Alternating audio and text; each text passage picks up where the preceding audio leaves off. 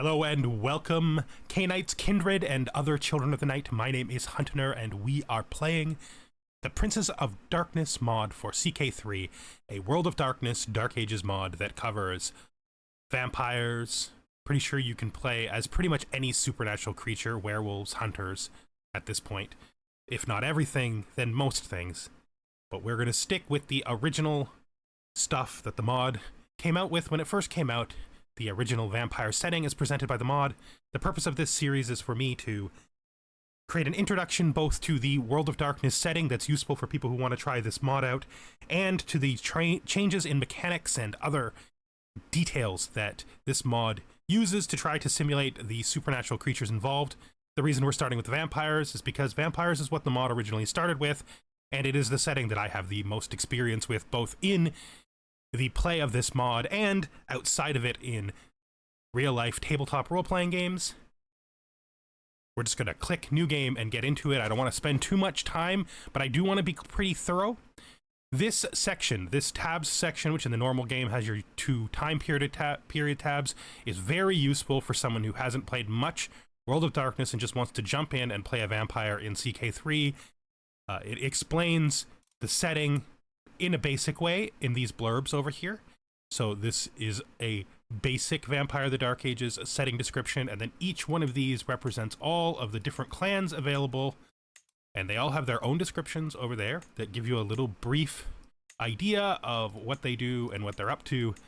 And then we have the bloodlines at the bottom, which is basically everybody else. As you can see, there is an enormous number of selectable characters, most of which are actually from the World of Darkness setting, and you can pick any of them for a different experience if you want to, but we're going to start today by creating our own ruler, which is how I like to play. It also gives us an opportunity to go over some of the things that is different when you're creating your own ruler in this game, as opposed to regular CK3. Although the stuff we're going to talk about isn't strictly speaking different, as in it's not required. It's good to discuss the way the systems and the scaling of power in this mod change how you should think about your character and what you should do. We're going to create a dummy character. It's not going to be the actual character I play because I've already set up a save file for that character with their custom look and everything else that I want. But let me see. So let's just get started. I am playing with a few mods. They'll be listed in the description below, but because I'm playing with a few mods, we're going to have to manually censor our nudity because the character creator with the mods I'm playing does not censor nudity. But we're going to go through it anyway. So we have, I guess it's actually pretty censored if we just stay on male. So we have the same character creator that we have in the regular game, but we should talk about a few things that are different. One, vampires have paths of morality and lifestyle that they follow that keep them from becoming monsters and losing control of themselves permanently. In this game, they're represented by faiths, and the faiths, or the individual paths, are very much the same as they are in the regular game as religions. So they have tenets, and they have everything that regular religions do. This can be extraordinarily complex. You can either spend a ton of time with it, or you can just go over like the brief conceptual descriptions.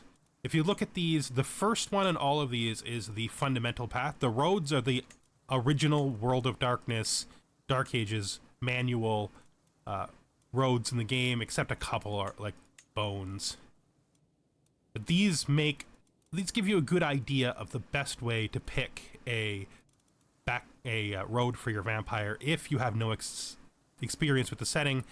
I recommend usually one of the three pillars: heaven, humanity, and kings, if you have very little. And if you look at the first one listed, it is always the basic version of the road, the standard version that came out in the original book. So its description gives you a pretty straightforward idea of what it's about. For example, under Road of Kings, it says, followers of the Via Regalis control their beast by ruling over others. Mortals are inferior.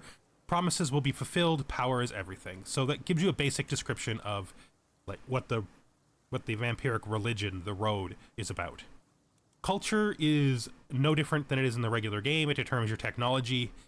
It is a little less important, but it still does affect whether or not the people in your domain like you and all sorts of other things. So it does matter. Everything else here is the same.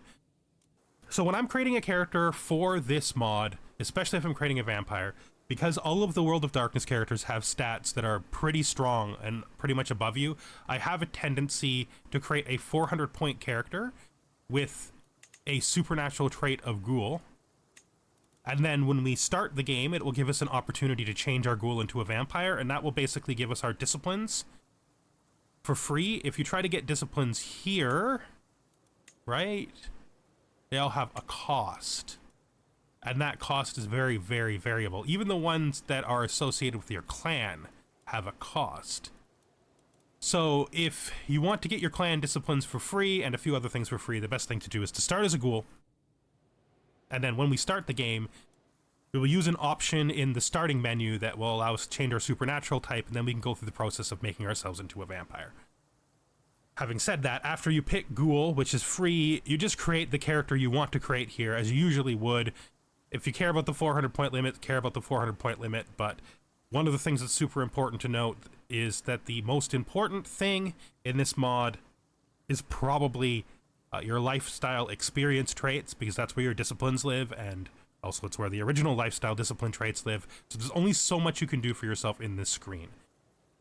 If you don't care about the limit, of course, create whatever character you want, but I tend to find that a character that's created with the 400-point limit is made a ghoul and then changed into a vampire at the starting of the game is much more balanced compared to the other characters that you'll be up against if you're trying to start as a new, personally created vampire. There's a lot of things to be talked about, though, when it comes to balancing in this, so we're just going to get out of this screen, and then we're going to go over to my save and start talking about it from the perspective of actually entering the game. All right, so here we are on the top page for starting the game after you've created your character. You come to here. The reason I say if you're creating a custom character, you should create a ghoul and use this screen is because basically every single character on the two selection tabs and the majority of non-brand new vampires have better stats than you do. And so you'll be at a huge disadvantage if you create your own character and you don't go through this process. You don't have to. You can try to survive as a person with basic stats and try to buy your disciplines with the point purchase system at the beginning. You're just going to end up going over 400 points and getting to about the same place, and it doesn't really matter because achievements don't really matter for this. In addition to all of that, I personally, to make myself more on par with the level of power that this character originally had, gave myself about 7,000 experience points in lifestyle picks. These are just to represent the fact that my character's not a basic child, and I'll show you what I mean by everybody being more powerful than you when we go over the nearby people who we are going to be interacting with at the beginning of the game, especially here in France. We'll also talk about why I picked France in a minute, but first we're going to go through the character generator. Reading this and this is very good. We're going to go over a lot of stuff in your mechanics section for vampires in the basic game when we're playing, and we're going to go over the lore, generally speaking, as we go through our playthrough. There's just going to be stuff that comes up, and when it comes up, we are going to talk about it. I am not going to focus on these things, though, so if your intent is to just play, then, yeah, you should read these. You should absolutely read these. This wipes your supernatural traits you started with and takes you to the in-mod character generator. This is a great thing to use if you've created a custom character. Simply because, as I said, when we were doing the custom character screen, this gives you your discipline and clan benefits for free and goes over the various very basic systems. It's very, very good. What you get out of this is going to make you much more able to survive the beginning of the game if you take a 400-point character and click on this. All right, so we have Welcome to the Character Generator. With this series of events, you can customize your character for the World of Darkness. The process will remove all of your existing supernatural traits. you'll be able to choose your supernatural creature type, your clan, your house, your generation, potentially your sire, your disciplines, your road and path, your predator type. Depending on your base character, you may need to remove some legacy relatives. That's okay, we didn't create any, so I want to use the character generator. They're warning us that it's going to change everything, and we're going to pick Vampire first right on the list. Now, these are the in-game family trees. These are really neat. They basically line up all the characters in-game by who sired them and who sired them. I really think they did a good job on this. In the regular setting, I prefer there to be a lot more mystery, but you can't really do that in CK3, and these lineages are just basically the best you can do when you're trying to have a game where who exactly is whose sire is a mystery, but you're playing in a game where parent and child relationships are absolutely essential to make the systems work. These are really fun to just look at in your own time, and they can give you a lot of an idea of who's related to who, especially in the clan that you choose to play. We're not going to be looking at these too much. I will be looking at my own at times, and we will include that in just generally the regular gameplay, but we're going to use an option on here that is not aligned with any of these canon methodologies. We're going to use, I prefer to choose my lineage on my own. It's warning us that this is an advanced option, but we'll go through it. It's going to be a very good way to start your character if you have a pre-existing game plan for what your lineage is. In the backstory of the character that we are basing this on, Laurence was a crusader who, after all the men who served under him in the crusade died, he basically went on a lifelong pilgrimage. The Cliff's Notes version of this character's background is that he was a crusader in the Second Crusade during the siege of Damascus, which would end Louis VII's crusade. All of the other knights that served under him were killed. This sort of disillusioned him, and he went on a lifelong pilgrimage, traveling across the Holy Lands until eventually, in his 50s, he started a trek back here to Europe. That was a long, long time ago, though. He grew up in Brittany, specifically in Lyons, and he was trekking home, and just before he got home, he was kidnapped by a Malkavian on the path of sin who was looking for someone to act as a physical guard for him, like an actual soldier to defend him, and that man tried to break his soul, his will, and he resisted. He, instead of falling to the path of sin, he remained strong in his service to the idea of feudalism and became a follower of the path of chivalry. The reason we're picking our own sire is because just through the natural luck of the game, in France there is actually a Malkavian. Oh, I just revealed my clan. We're playing a Malkavian. There's a Malkavian who fits my description perfectly. He is Peter the Rus. He is about the right generation I want, and he is on the Via Cruciatus, on the path of sin. He is perfect. He's exactly perfect for us. So we're going to pick him. When you do the choose sire option, you just click. You can get rid of these screens. They're not helping anymore. You can just click right here, choose sire. It's going to tell you he needs to be older than you, but he's like 260, so that's perfectly fine. And that puts us here on this screen. Yes, he is my sire. That puts you into his house and makes you one generation less than him.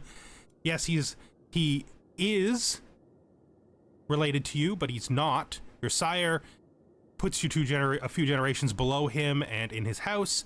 And this version is, yes, he's my sire, but I've already created my own bloodline, which in this is basically just a cadet branch, a cadet house.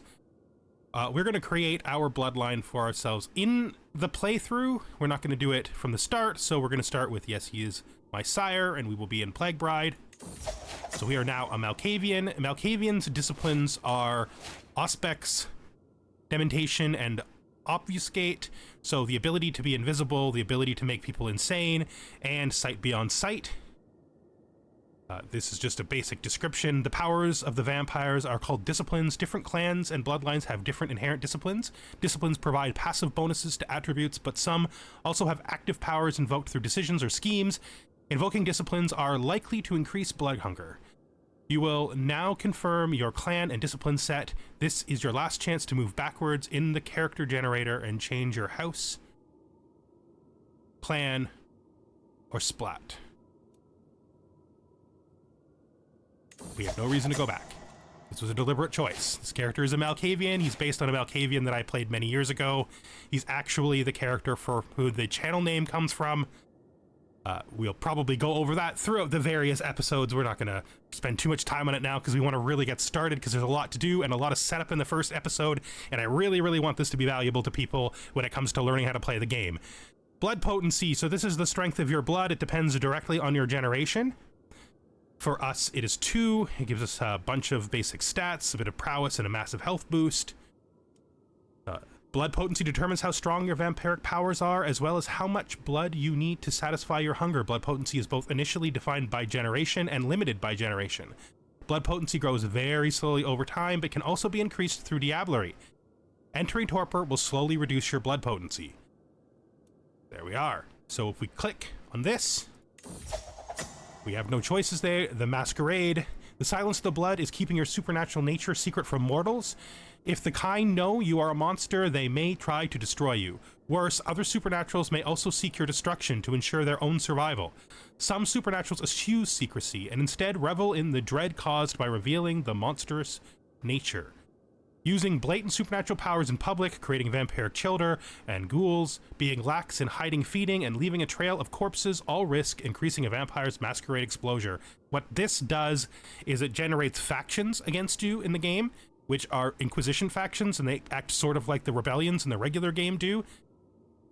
These factions can vary from extraordinarily not dangerous if your masquerade exposure is very low, to actually a pretty significant threat if you let this go too far.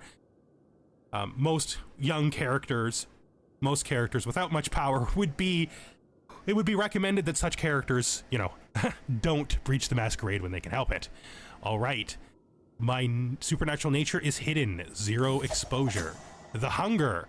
The beast is hunger. Vampires sustain their immortal existence through blood. Blood also fuels their supernatural powers. Using your supernatural abilities like disciplines or fantastical healing has a chance to increase your hunger. The hungrier a vampire is, the more irrational, desperate, violent, and stressed they become. Vampires are only ever fully sated by draining a human to death. Killing humans, however, erodes a vampire's humanity, making them more susceptible to the temptations of the beast. Now, this can vary based on your religion, i.e. your path. Some paths don't care so much about this, other paths do. But yeah, it's not good. To succumb fully to the beast is to become a wight, a creature solely driven by their unquenchable thirst for blood. Following a road or path will help a vampire keep the beast at bay. Yes, and those are their religions. I am hungry, so you always start at 1. 0 is the best you can get to.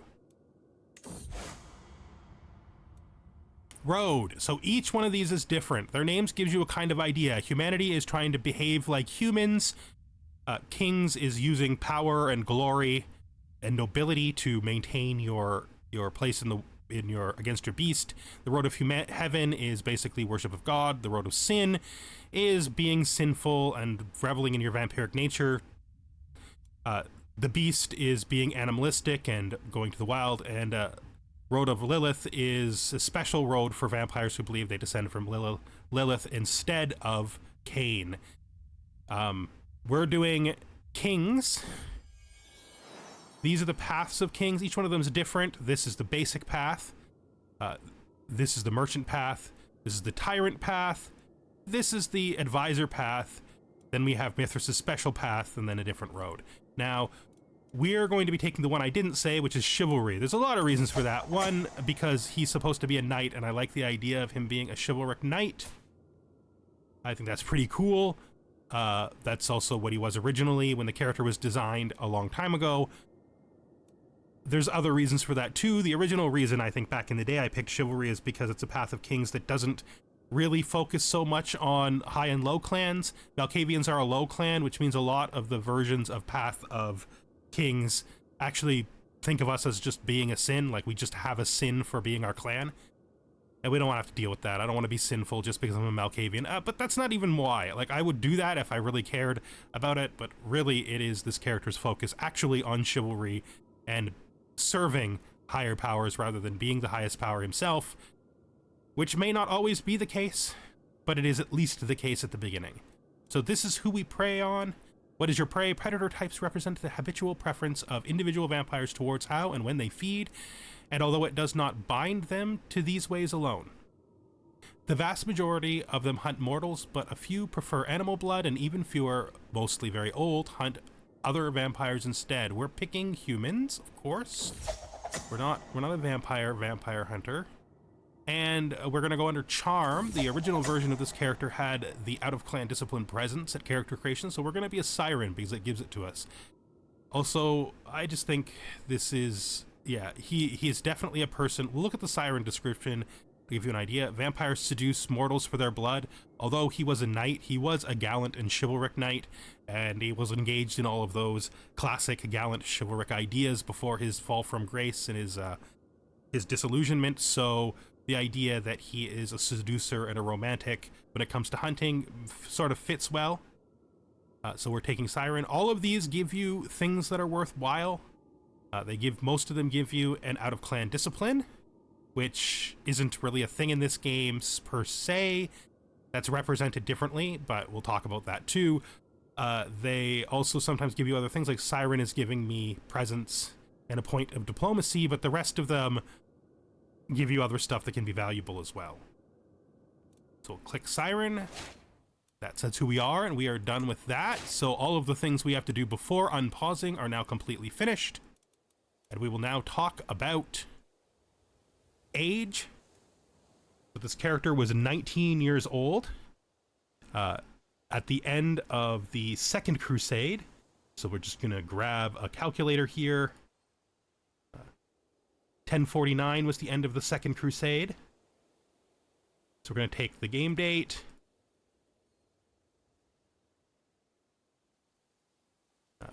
And we're going to subtract 1049. And that means he was 201 in 1049. And since he was 19, we add another 19 to that, and we get his actual age being 1020. That's actually, I did not do that on purpose. He has a 0 at the end of his age. That's pretty neat. How do we do age? Well, when this unpauses, it's going to give us the ability to do that. The first thing that's going to come up is it's going to tell us how we have to set up Better Barbershop. We did that right already. And then it's going to tell us, add these things to your age. Now, in-game, the reason for this, in the mod, the reason for this is that your children, the vampires you create are treated as your childer, and they need to be younger than you. Having an age that there's going to be people around you who are older than them can make things not work if you try to embrace them. So it's best to give yourself a little bit of age. Like, you should want to be someplace around 100-ish. But you don't have to be. You just have to be careful to not embrace people who are older than you if you're not around 100-ish. But anyway, our RP age is 120. We gotta add these until we get to 115, and then add 5 1 years. We have our age, then we click it. There you go. We have a nickname. Yes, this character has a nickname. So now we're talking about France. Why did we pick France? Let's do the nickname first. His soldiers called him the Lord of Storms, due to a particular legend that may come up later when we're doing the story of something that happened when he and his men were lost and alone, crossing the arid plains of the Holy Land. Eventually, that name became mockery, used by many of the people who knew that the old pilgrim was a fallen knight, and some people mocked him because they recognized him from those days and used that name as a pejorative against him. So, you know, It's both a positive and a negative thing, but it's something that he keeps for himself. Sort of being attracted to both its negative and positive connotations at this point. So France. In this mod, France is in the midst of a struggle. You can see it right here. There's a lot of interesting stuff that can happen in France as a starting location because of that, and it's one of the reasons why I picked this character, because his background naturally takes him to France. So, Count Laurence to France. Black Roses. As mortal France is reeling under the internal chaos of the Albigensian Crusade, vampiric France fares no better. Alexander, a fourth-generation Ventrue, was Prince of Paris and France until less than 2 years ago. He was ousted by a palace coup led by the Toreador Saliana and his own child Geoffrey de Temple.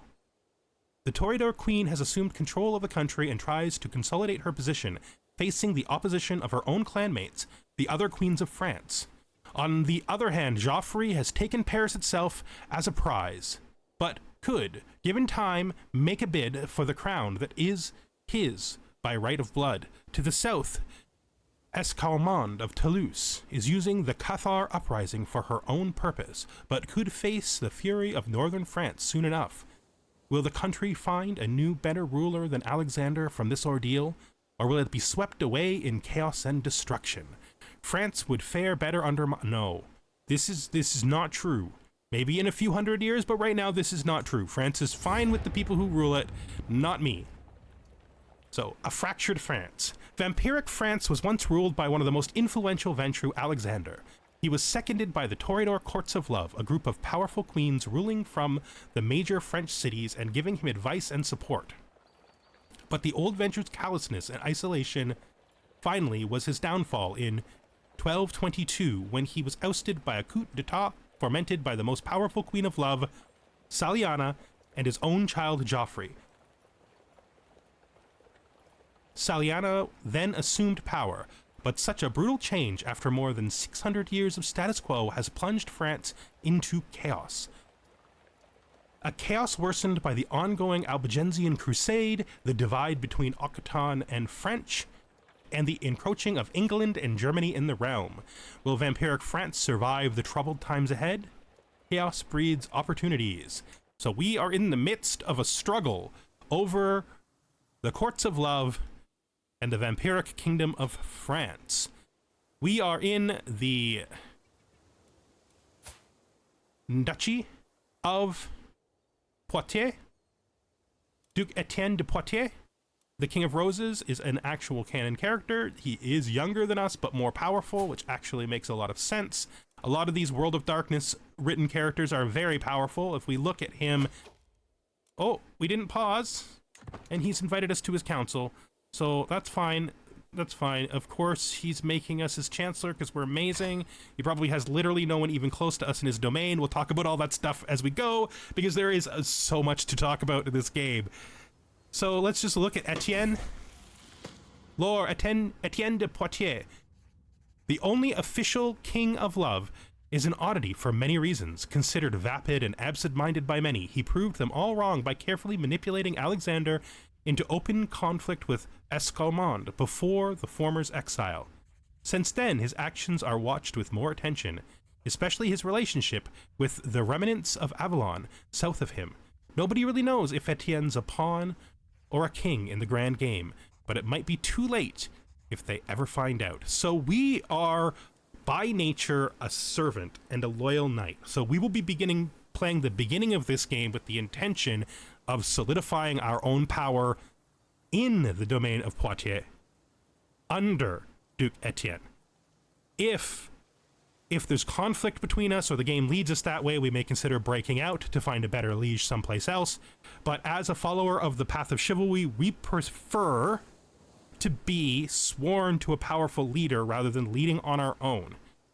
That means kingship and independence is not our preferred way of doing things. As a long-term goal, we'd love to bring Brittany into the Courts of Love, into France. But that would require a lot to happen, and it is not really his dream in any sort of short-term sense. Looking at Etienne, we can see stat-wise, he is stronger than us, just straight in stats, although we are super focused. Our super focus makes us have a huge diplomacy. But he is stronger than us in stats, and in spite of the fact I gave us a little starting experience just to balance out how much more powerful the characters around us will be, only in mortal areas, though, because I want the disciplines to naturally develop the way they do in the game, because it's good to show that to you guys if this is going to serve as partially a tutorial. Let's look at what he can do. He has full presence and full celerity. That's a lot of experience. So he is quite a bit ahead, even though he is younger than us. We are not going to be trying to do anything awful or evil to him. That is not who we are. We would require a path change or some other severe event before we would overthrow our liege. The backstory is that we've been serving Etienne pretty much since he took the domain over. His sire had a childer. She's this person. In my version of the backstory, she used to rule this domain. And when I broke away from my sire and returned to my old moral center, I ousted his childer from here with the help of Duke Etienne, and I have been serving as a knight under Duke Etienne since then. That is the backstory as I've come up with it to get us into this position. We will talk more about the intricacies of his backstory as the story plays out and things become important, because I don't want to reveal all of the character's secrets right at the beginning, because the fun of Vampire is finding out the secrets of people as you go along, right? We don't want to learn everything about everybody. So this is Matriarch Saliana, the Red Empress. She is the one who helped to basically throw out Alexander. She is in a diarch position, a co-rulership position with King Geoffrey du Temple, the ill-prepared king. Basically, they're sharing power. He is in a regency situation with them. That's just how it works at the beginning. This is the Courts of Love. Gotta love the Courts of Love. This is where all the Toreador are, and then the Ventrue sort of sharing power here in France. If I haven't mentioned it yet, the starting day is 1230, so the human political situation is quite different from the normal CK3 starting position, but we don't even worry about that in this game. Humans are really just basically nothing to us. Other power players in the region, this area is a small part of France that is controlled by Mithras, the powerful Ventrue Lord of England. We don't want anything to do with him if we can help it. We don't want to make trouble for his servants or have him on our bad side. Directly below us, there is this independent Bruja. We don't really know much about her, and I will probably learn about her through play if it becomes necessary. Trying to reveal all the information. Reading Etienne's World of Darkness thing was important because we know who he is. We may read these over time when we learn more about them. This is Escarlmonde. This is the domain of Queen Escarlmonde. Le Noir, the Knight. She's the exile that they talked about in the beginning. And over here, we have the Fiefs of the Black Cross, which is the vampiric equivalent of the Holy Roman Empire, led by Monarch Hardestat, the Master, future founder of the Camarilla. Also a very dangerous and powerful lord in this region. So this is it's an interesting region, because unlike this part of the world where everybody is dangerous and old, the conflicts here are still very dangerous and old, but the average age of the vampires here is much more, I mean, other than Saliana, I mean, she's literally insanely old, and I mean, like, Alexander is insanely old too. Where is he living now, by the way?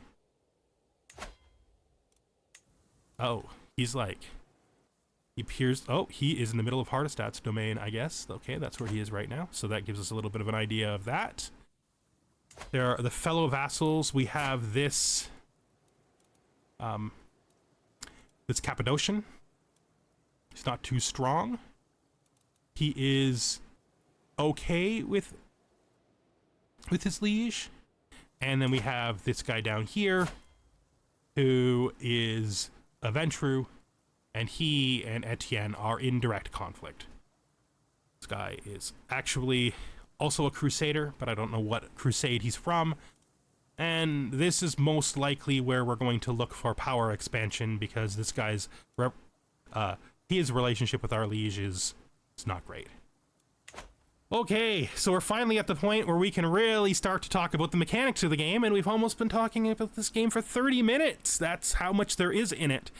This mod is so filled with stuff that's just different, that we have so much to talk about. I'm just going to give myself my starting... oh, I have to pick something for that. So I guess we'll talk about lifestyles, okay? These lifestyles are still super strong because they're based on the base mechanics of the game, and that makes them really useful.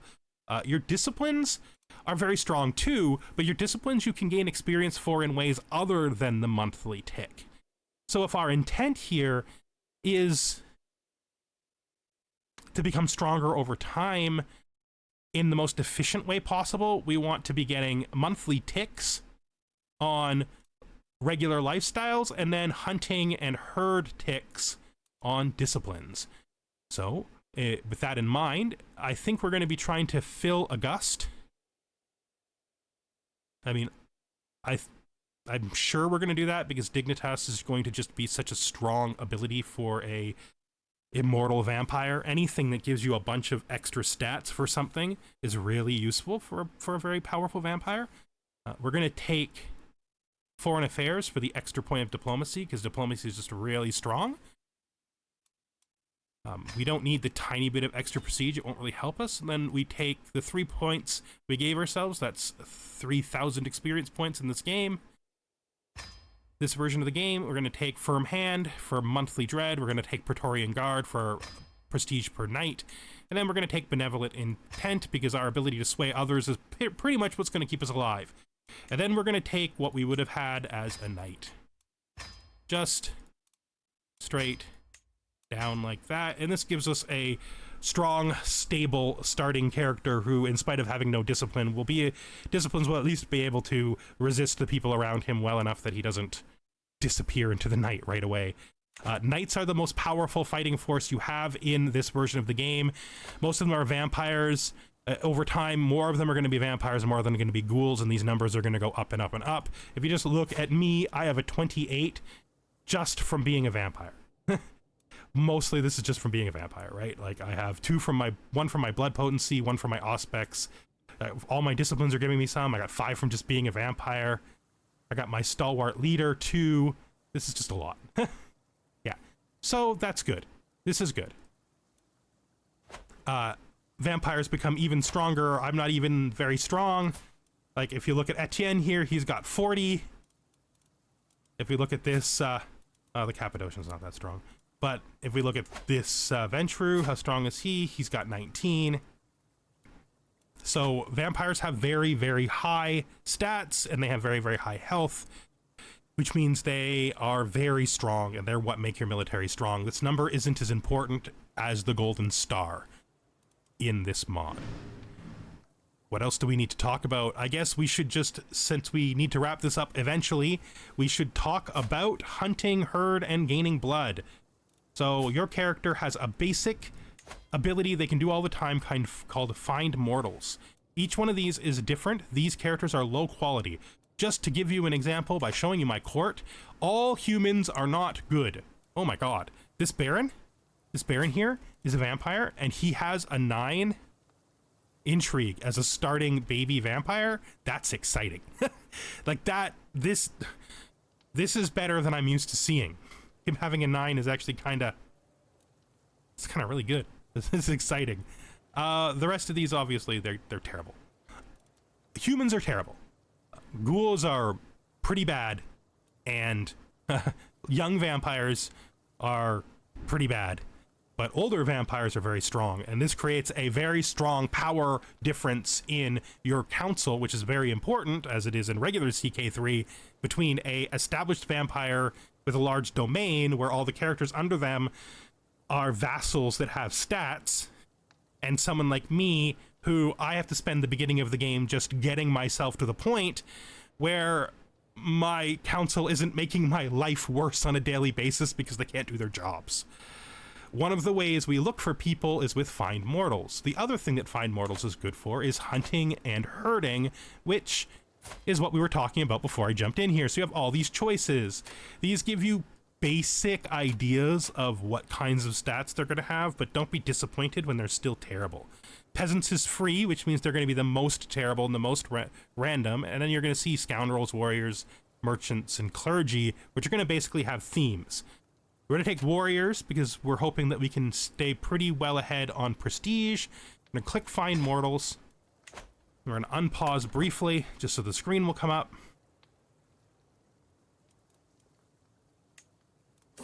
There we go. New blood, and you get a screen like this. It gives you 5 new people. Because our religion allows women to fight, that means that we expect women to fight, so women warriors are not uncommon. You can see they're all terrible.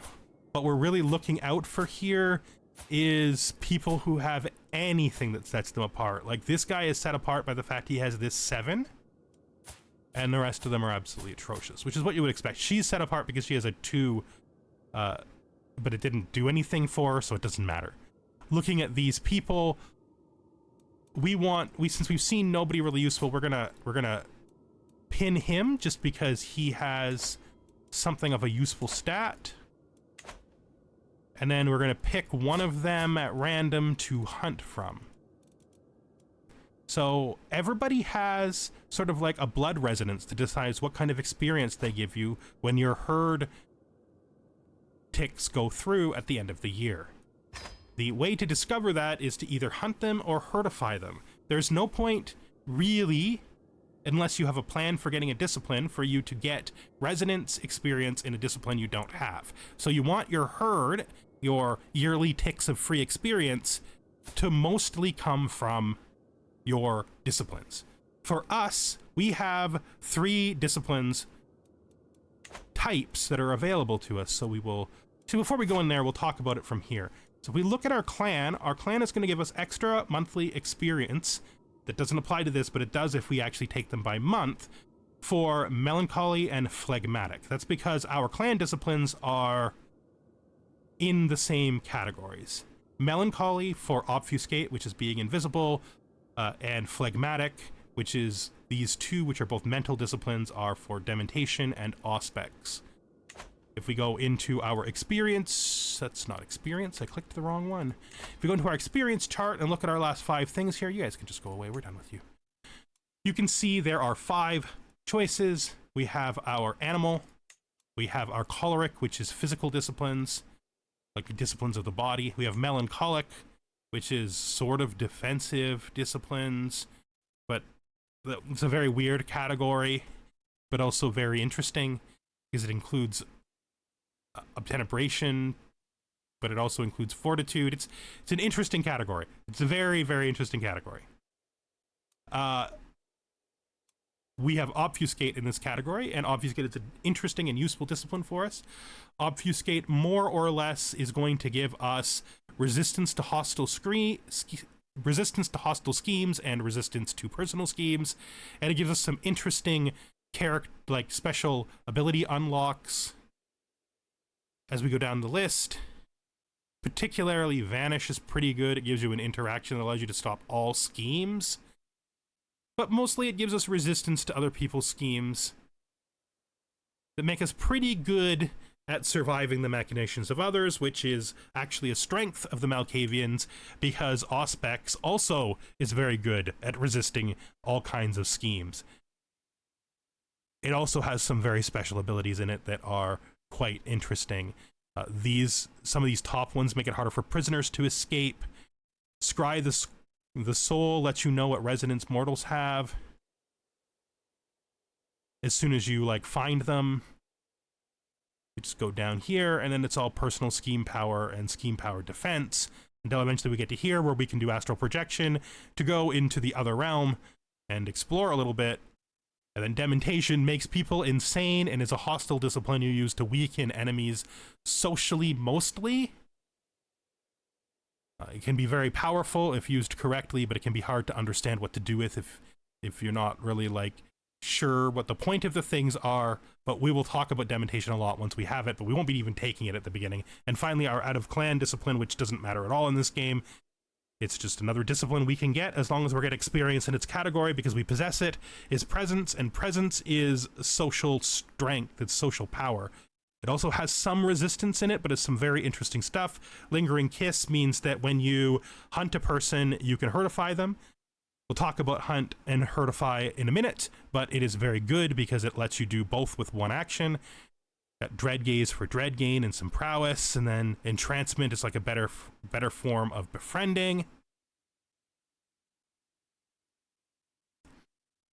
And then we have, Awe also gives you befriend, so you don't have to get it from the social tree. Majesty makes you very, very, very, very, very attractive, and Summon brings people to you. So we want to get these disciplines by getting the right resonances, in this case white, green, and red, on our herd so that every time it ticks, it goes down. We also want to hunt from people that we know have white, green, and red resonances as a preference so that we can get experience from hunting from them, because you get experience from hunting and from herd, from taking blood in general. And that is the main way to get discipline experience, which is why I recommend you start off by using a mortal monthly tick and get your experience for your disciplines from your feeding. These are still very powerful. And that is very important to note.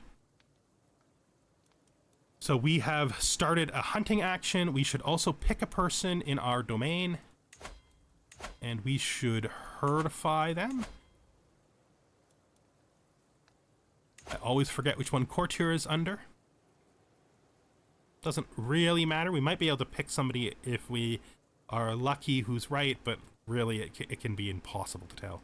What we're going to have to do is herdify people until we have a full set of people, and then once we have a full set of people, we'll start dropping the people off that don't have what we want to replace them, and keep searching until we have all people in our herd that we can use, because that is the goal, to have a herd full of people you can use. The number of people you can herd at a time is based on your diplomacy, and so having high diplomacy means you have a big herd. All right, so we are playing a social Malkavian in this game. Fun, fun, fun, and we are playing in the heart of politics in Europe. Also fun. I think we're going to have to end it here, even though we've basically done nothing, simply because it's going to go on forever and ever and ever if I don't. Is there anything else that I think is vital to cover before ending? I guess we should go over domain building a bit, but next episode's really going to be that fully, so no, I think we're going to leave it. So when you start the game, create a strong character, set him in here, turn him into a vampire, pick a vampire your clan you're interested in from the selection, and just try to get going. Remember, the goal of your early herdify events is to create a herd that consists of people who have the disciplines that you actually intend to use, so that you get regular yearly experience from them, and try to use a combination of hunting and herding actions to determine what their resonance is before you can do it yourself. Of course, if you're playing as a more powerful vampire, you may already have disciplines that solve that problem for you. Auspex can let you just see they can let you just pick people based on what resonances you want. Presence can make it so that you can herdify while hunting, and as you can see, the reason why that's important is that this is a hostile scheme, and this is herdify is a personal scheme. And the fact this is a personal scheme means it's a long time before you can use your personal schemes for other things, but once you can combine them together with that second level of presence, these two become just a hostile scheme, and you can run befriends and other things while still increasing or replacing members of your herd. All right. Great. Thank you for watching. I hope that this is helpful to people and that we can play more of this wonderful mod together. I am really looking forward to covering this mod in full and making each episode really just, at least at the beginning for the first 5 or 6 episodes, really just play out the parts of how to play this mod, how to get used to it, and how to enjoy it, because I really hope that this mod will just continue to grow and grow and grow bigger than it already has, because I just love this setting and this game. Thank you for watching, and I hope to see you the next time we are here in the Dark Night, playing as our Count of Thars, Laurence, the Malkavian. Goodbye for now.